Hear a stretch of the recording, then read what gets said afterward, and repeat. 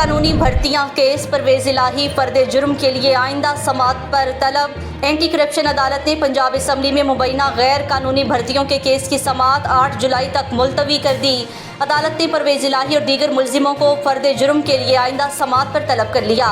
Anti corruption अदालत लाहौर की duty जज अरशद अली भुट्टा ने मुबैना गैर कानूनी भर्तियों के मुकदमे की समात की। साबिक वज़ीर आला पंजाब चौधरी परवेज इलाही आज भी अदालत पेश ना हुए। मोहम्मद खान भट्टी को हाजिरी के लिए एंटी करप्शन कोर्ट में पेश किया जाएगा।